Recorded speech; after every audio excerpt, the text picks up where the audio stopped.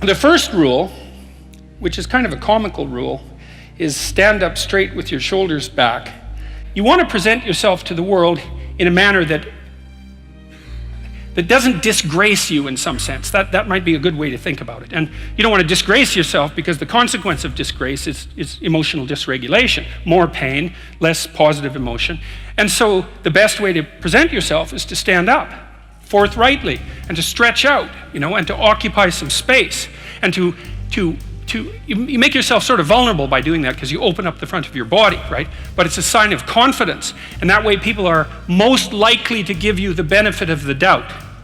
And that's a good way to start regulating your mood. But not only does it directly regulate your mood to stand up, because it's so tightly associated, like postural flexion is associated with serotonin and emotional regulation, but also because if you straighten up and you present yourself in that manner, then other people are more likely to take you seriously. And that means they'll start treating you as if you're a number 1 lobster instead of a number 10 lobster. And that's another way that you can at least give yourself the bloody benefit of the doubt, right? And confront the world in a courageous manner. And that's a really good way of figuring out how to establish yourself in multiple competence hierarchies, because one of the general rules of thumb about how to be successful is to confront things that frighten you forthrightly and with courage. And that's kind of a universal strategy for success.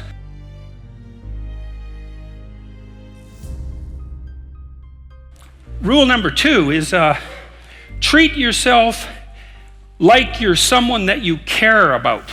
In rule 2, it's a bit of a meditation on why people don't like themselves very much.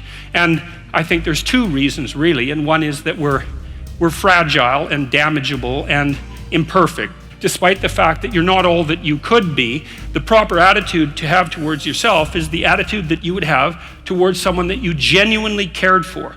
And that it's incumbent on you to act as if you genuinely care for yourself, just like you would act towards someone that you actually cared about, some other person. And so it's a reversal in some sense of the golden rule, right? And it's a discussion of why that's necessary. And also, more than that, it's a discussion of why you have a moral obligation to do that. It's not just that you should because it would be better for you. You actually have a moral obligation to do that, I think, because you make the world a much better place, a much worse place if you don't take care of yourself.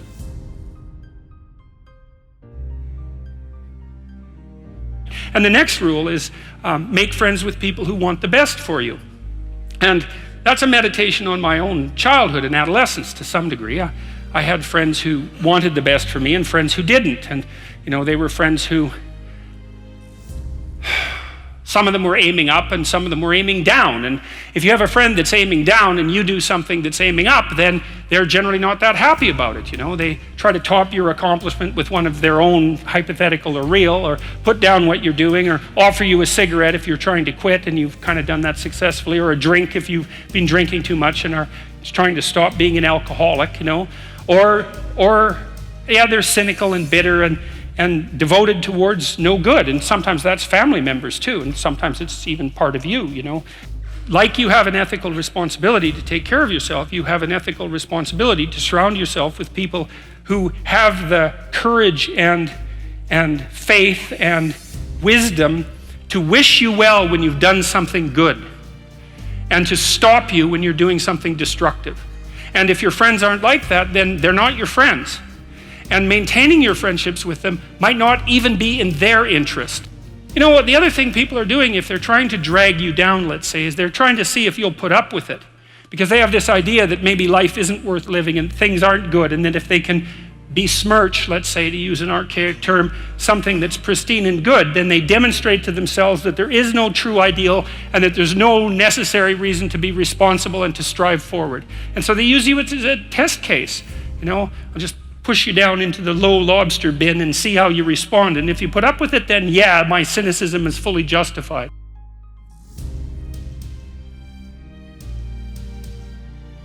Number 4 is compare yourself to who you were yesterday, not to who someone else is today.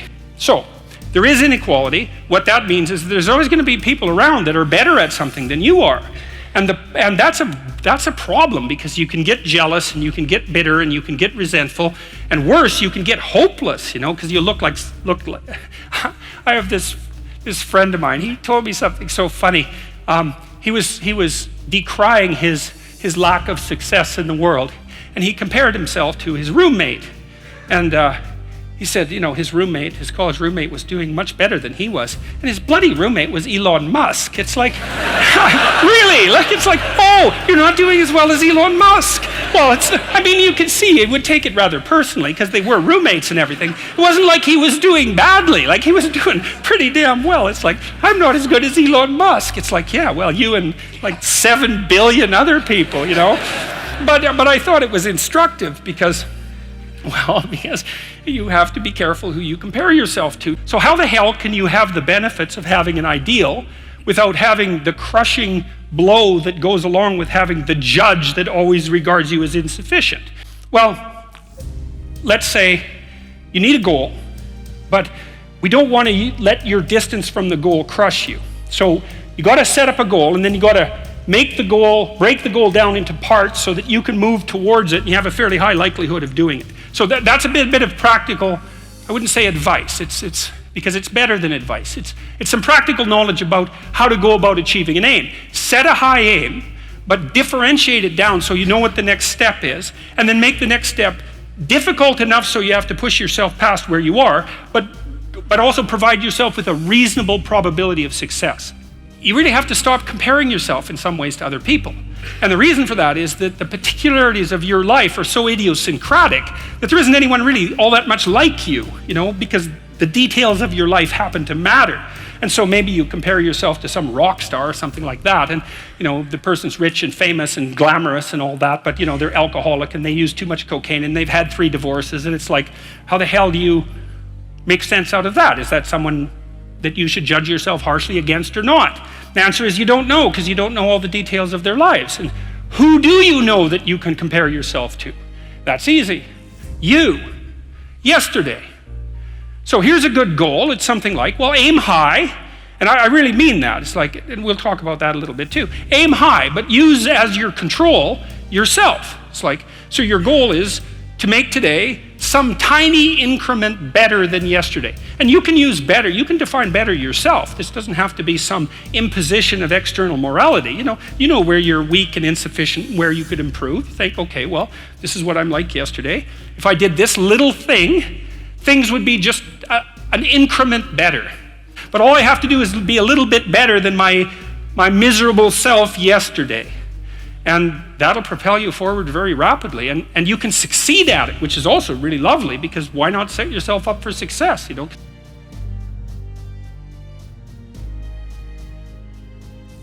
Do not let your children do anything that makes you dislike them.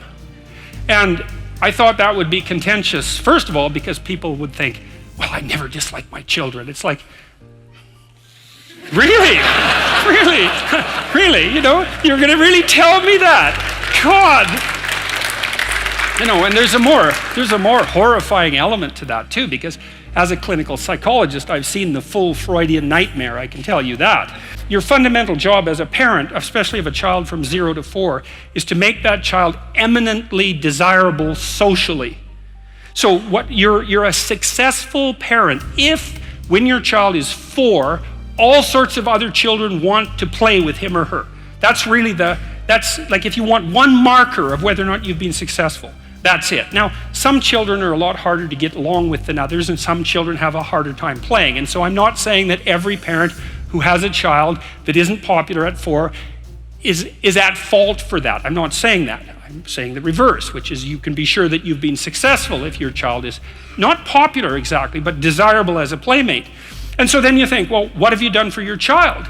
Well, you've opened up the entire world of children to them.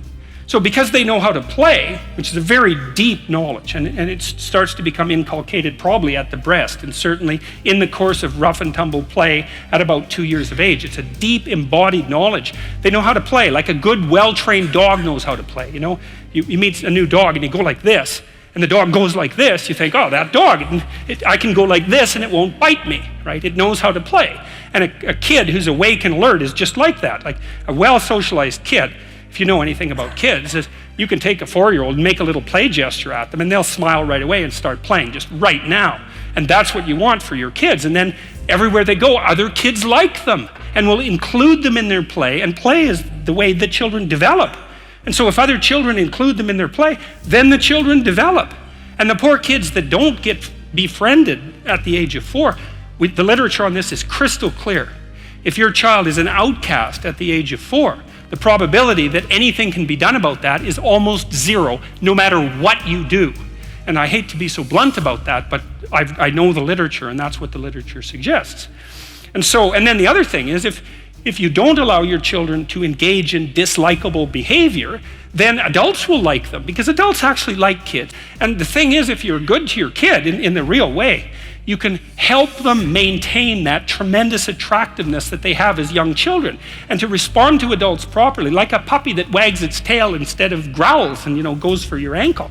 And then wherever they go, adults welcome them and teach them things and pat them on the head and smile at them genuinely, instead of saying, oh my God, here comes that couple with that goddamn brat again.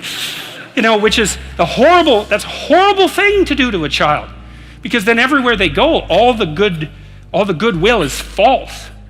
There's nothing that you can do to someone that's more terrible than to put them in a world where all the goodwill directed towards them is false. That's a terrible thing.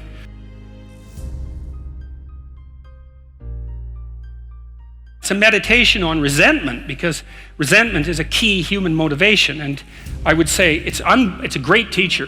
To listen to your resentment is one of the best things you can possibly do. You have to admit that it exists first, and then you have to admit to the fantasies that it's generating, and you have to admit to what you would regard as the way out of it. So that's all very difficult, because it means learning things about yourself that you probably don't want to learn. But resentment only means one of two things. It means either like shut the hell up, grow up, quit whining and get on with it. That's one thing it means. Or someone is playing the tyrant to you, might even be you, and you have something to say and do that you should say and do to put it to a stop. And so and resentment can show you the pathway to doing that. Resentful people who want to change the world are not to be trusted. Here's how I look at it. There's either something wrong with the world, and I'm just in it, and that's how it is. And then, what am I going to do about that? Because it's the whole world. Or maybe I could be fortunate, and there's something wrong with me that's causing all this unnecessary suffering. And if I could just set it right. I could learn, and I could set it right. And so, I've been thinking about that for a very long time. And I think, if your life isn't going the way it is, you can find someone else to blame, which is pretty convenient for you and also relatively easy. Or you could think, okay, I don't like life. I don't like the way my life is unfolding. Maybe I don't like life in general because it's tragic and tainted with evil. How do I know if my judgment is accurate? And the question is, have I really done everything I possibly could to set my life straight? Because maybe I shouldn't be judging its quality, or the quality of life itself, or being itself for that matter, if I haven't done everything I possibly could to set my life straight. What you should do if you're feeling resentful about the nature of being, or suffering too much for your own life, let's say, is straighten the damn thing out. Seriously, try it for a year even. Try it for a week. Try not doing the things you know you shouldn't do. Try not saying the things you know to be false. And just watch what happens. You might as well give it a shot, right? Because you say, I'm all in for a year. I'm going to do things right. And then I'll just stand back and I kind of watch how things unfold. And maybe I'll reconsider at the end of that year. It's like, try it. Try it.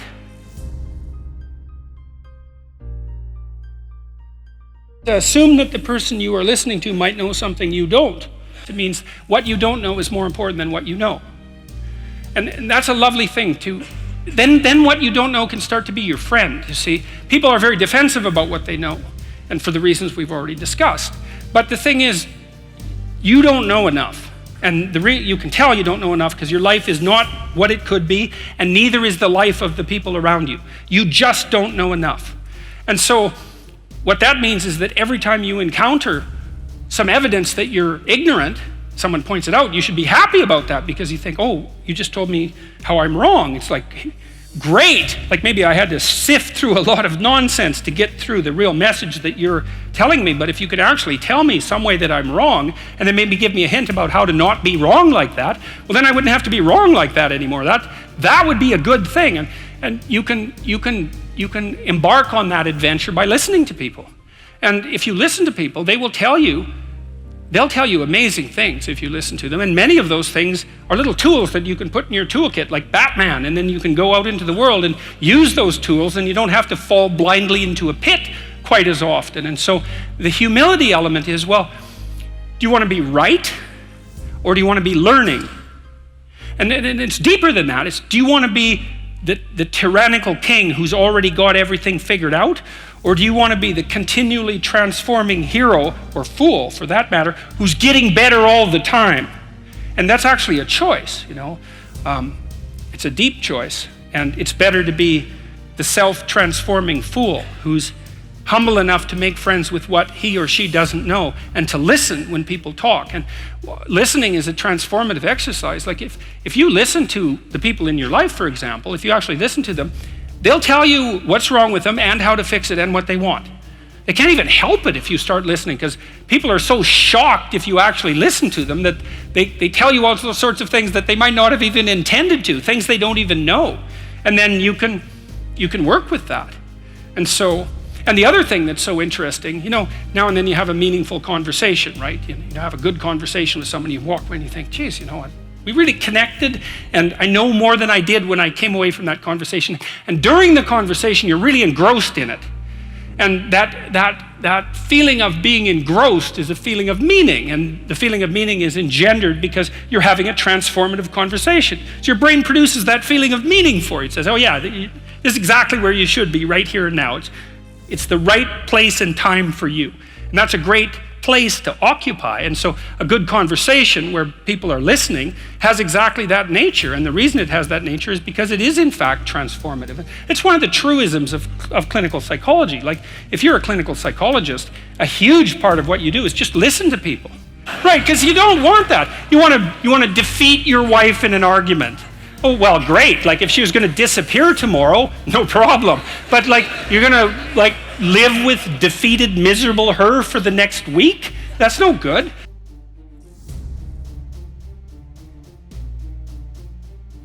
Rule 11 is don't bother children when they're skateboarding. We also know that one of the best predictors of success in Western world is conscientiousness, and conscientious people are honest and have integrity and are dutiful and do what they say they'll do, and that's a really good predictor of long-term life success, especially as a manager and administrator, something like that. It's like you want, and I've been telling young men in particular, but young women as well, though they don't seem to be quite as in need of the message, to adopt responsibility for their life, to tell the truth, and to understand that their failure to participate fully in being leaves a hole that's precisely the size of their soul in the cultural landscape. It's no joke. We need all the light we can possibly bring to bear on the situation.